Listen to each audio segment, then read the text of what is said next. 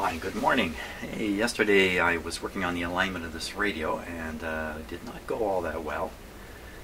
And I spent the rest of my day while working, around my house and stuff like that, thinking about what I should do next with this radio.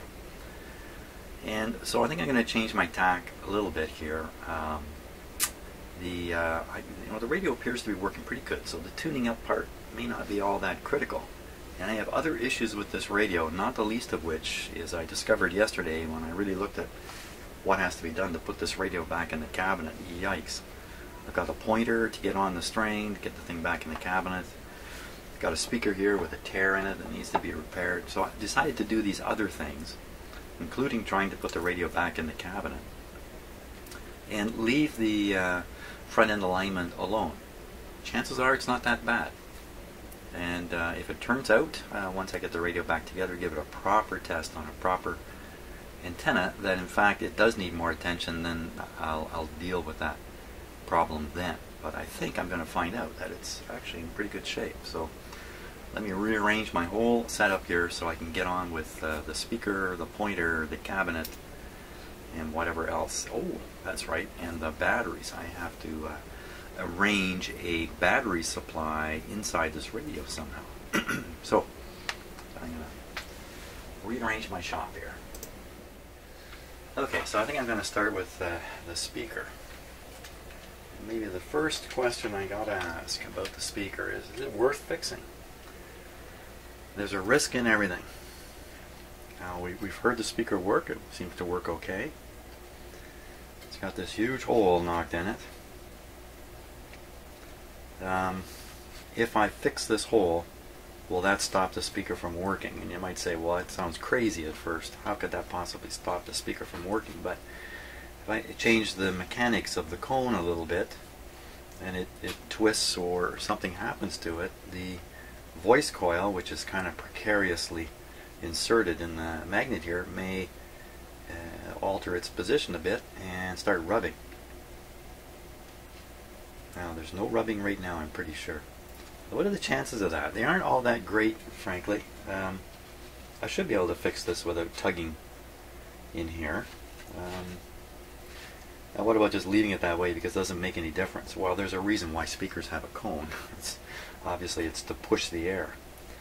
With a big hole like that, as the cone moves forward to push the air this way, some of the air will leak quickly, very rapidly through this hole to get on the back side. It's very much like when you're rowing a boat. I'm sure just about everybody has handled a boat paddle at some point, and as I'm sure you've looked at it too, as you pull the paddle forward, you can tell the water on the front part of the paddle is shooting around and getting in behind it as quickly as it can. Water's heavy and it flows and all that kind of stuff. The bigger your paddle, the longer the trip, by the way, for the water. So the greater length of time it spends on the pulling side of the paddle. Actually, you'd be rowing backwards that way, wouldn't you? You want to row this way. So the water's building up on this side. You put a hole in your paddle, and obviously there's going to be less water sitting here to push against as it shoots through the hole and comes out the backside. Same thing with the speaker here. In fact, another issue with speakers is letting air get from the front to the back by just going around it. Here, just going, just like a paddle going through the water. Only the air, of course, isn't anywhere near as viscous as water. Now that's why you put speakers in cabinets, by the way, is to make sure the air at the front cannot get around into the back. You wouldn't have to make a box for a speaker if you could make an infinite, what they like to call a baffle, I believe. Anyway, an infinite board. If you have a huge wall and you put a speaker in it, you don't need to box it around the back. You don't need the box. The box is actually another problem. Once you box up the speaker into a cabinet, you have other issues now that have to be dealt with in the speaker design. So yeah, this is worth fixing to stop the leak. In fact, if you have little tiny holes in a speaker, which often occurs up in this area, looks like there's something starting right in here. Little tiny holes on low tones where the speaker's traveling a lot and moving a lot of air.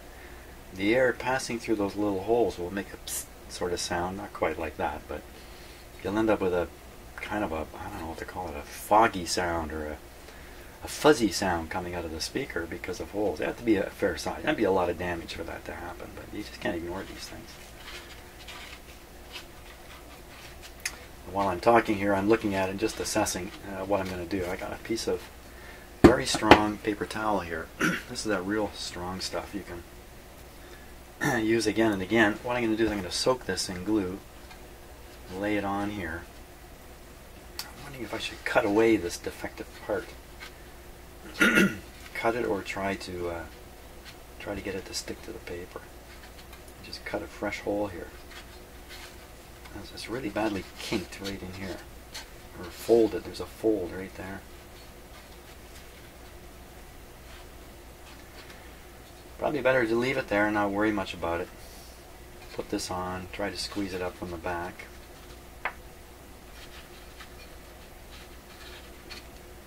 But this will make the seal. Okay, that's my plan. Got to get a little bit of glue ready. Okay, so glue, water, gonna mix them together. I'm just using ordinary wood glue, nothing special here. White glue might be a more generic name for it. I gotta mix it up with the water. Thin it out a bit. I don't want to thin it too much. I think I have too much water on here.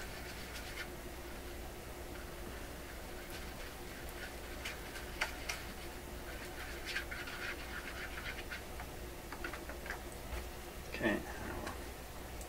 Oh, I should have maybe sized this up first before I went and did that.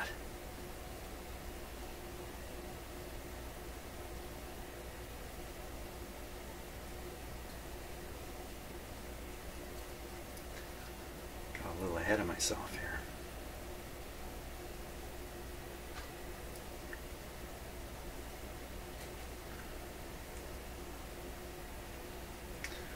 Now the glue will make this, when this dries, this will become quite rigid.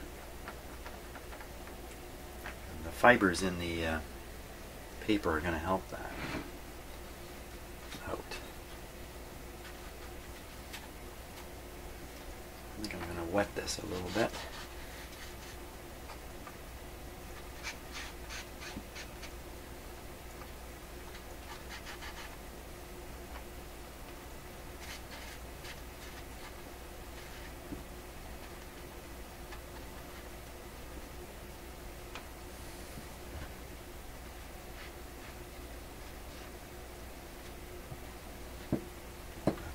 Taking on its natural shape again, just like that. Okay, now we'll put this on.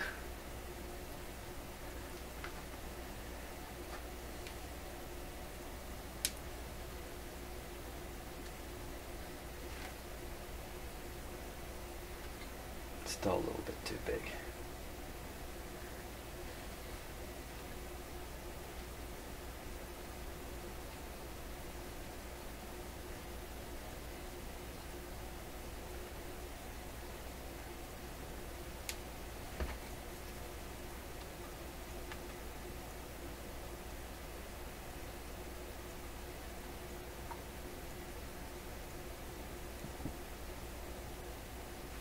Usually not so quiet in my shop. Okay, so this will give some mechanical strength back to the cone, but mostly what I'm doing here is I'm sealing the air hole. That's really what my goal is.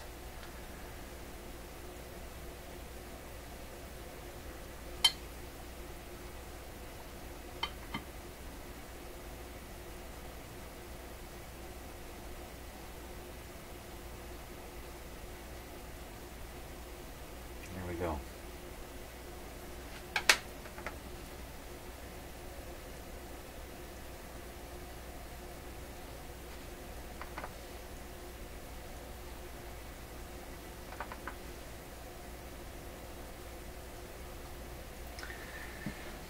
Okay, it's ugly, but it's going to be fine. It's going to work.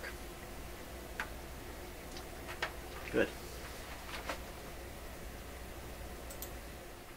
Okay, so I'll set aside the speaker, put it back here.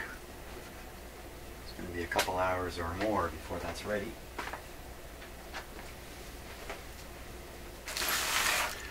Now when I received this radio, it was already disassembled. Already, chassis was out, speaker was off, cabinet separate, and a bag of screws and whatnot. And in this bag is the pointer. Got a little bit of glue on my bench there. Here's the pointer.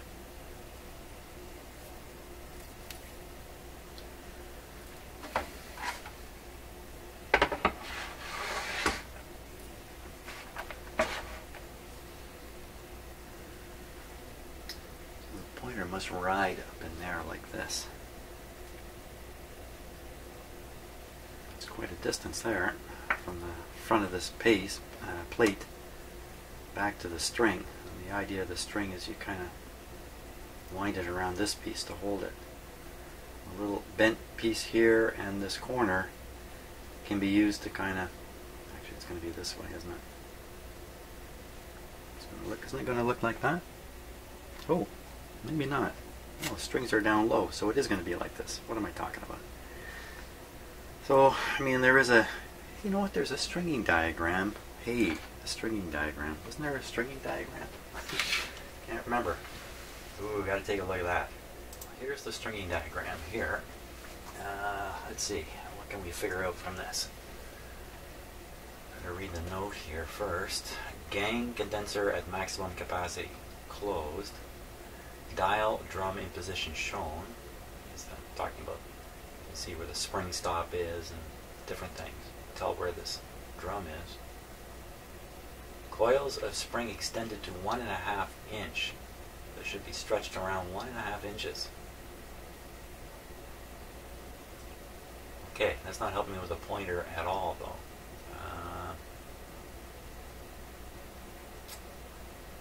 Well, I don't see anything here that gives me any hint on how to do the pointer. Other than you just turn the shaft all the way to the one direction, which I thought was open, and that puts the pointer on the left side of the radio, I believe, and there's a alignment mark. That's my best guess at how to do it. So there's two strings here, each one going the other way. There's one string here actually. Hooking up the, it's not absolutely clear which one of these I should be putting the pointer on. You know, probably the upper one, I would guess. We'll just have to play around and sort that out. I can't see any other way of doing it. Yes, play around, sort it out.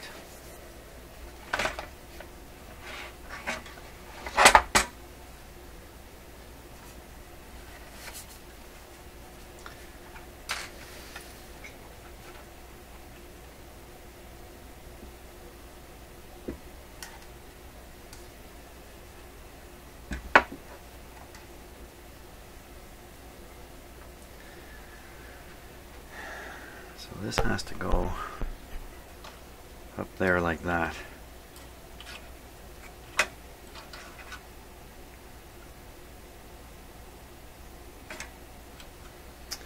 Put the radio in the cabinet and somehow fish this into the hole afterwards and then attach it to the string. I can't imagine how you'd ever do that. The radio is going to be completely in the way. Other way is I attach it to the string, put the radio in place, and then I have to twist this on the string and get it to go up in there. Wow, that doesn't sound easy either. Maybe there's a trap door here. Oh, some of these have like a, you push them to the limit and they actually come free of the free of interference. That would be on this side. That would happen over here somewhere.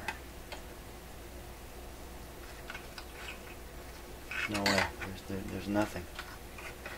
And you know what else? I think this is coated. Wow, it's probably just paint. I was going to say maybe it's coated with a material that will glow in the dark.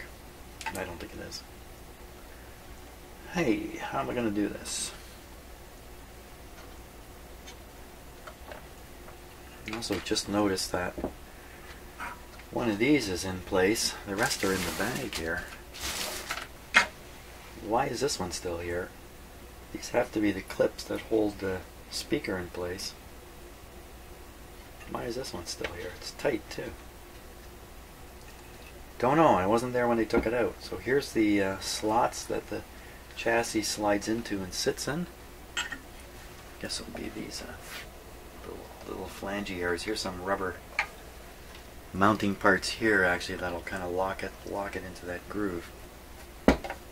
Okay. What's this up here? So these are holding the back. Is there some kind of trick in the back here? Let's see.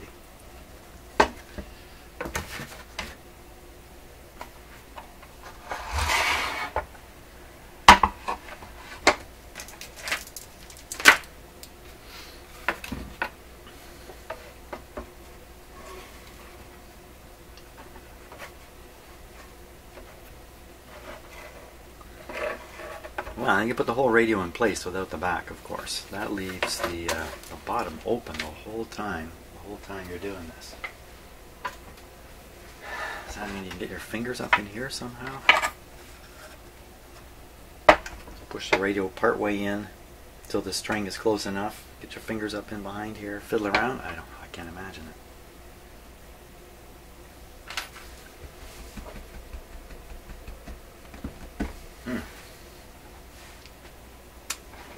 To do. Now a good idea might be to clean this cabinet now before I get too far into the radio process. There's a chance here I go to do this, I'll get the radio in, I'll get it in, I'll figure it out, but I won't want to take it out again because it will be such a hairy deal. Maybe I should clean this whole thing up now instead of leaving it.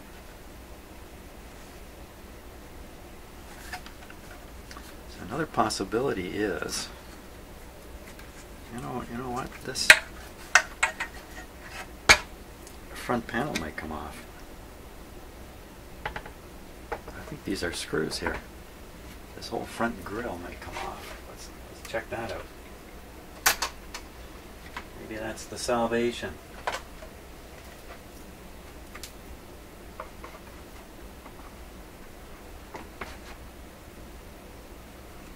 Okay. For all I know, this was done when the radio was disassembled. I doubt it, though. I'm going to guess the person who took the radio apart wasn't very familiar with taking radios apart, and things were a little ugly while he did it. Somehow this pointer came off. Maybe that's a bad assumption. Maybe another repair guy took a run at this somewhere in the past. Maybe that's why it's in pieces.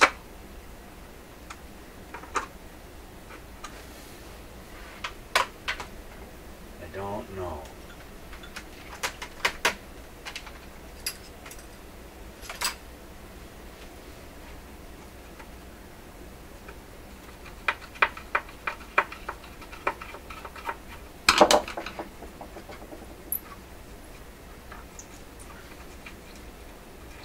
This is probably screwed right into the bakelite. Probably isn't the metal. Falling right out. Okay, so there's a plastic piece here.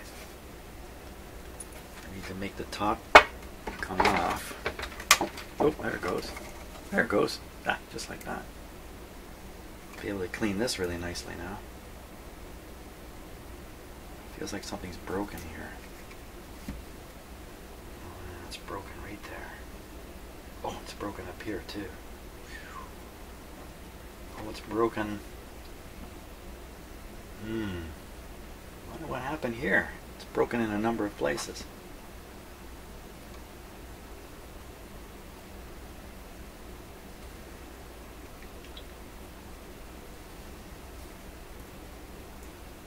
I should epoxy all this back together again. I want to be very careful with this numbering here that I don't wash it off. Okay.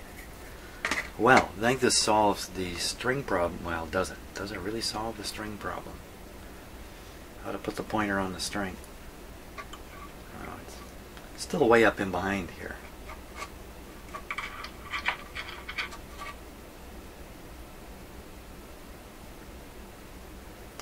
With that panel off though, I have a new opportunity to push this in. It's easy to rotate this way on the string. I think maybe I can scoop it in like that. So it's on the string. Bring it forward. Sure. So the secret was taking this panel off. Now I got all this I can clean up really nicely too. Fantastic. Okay, a little round of cleaning and we'll see what it looks like afterwards.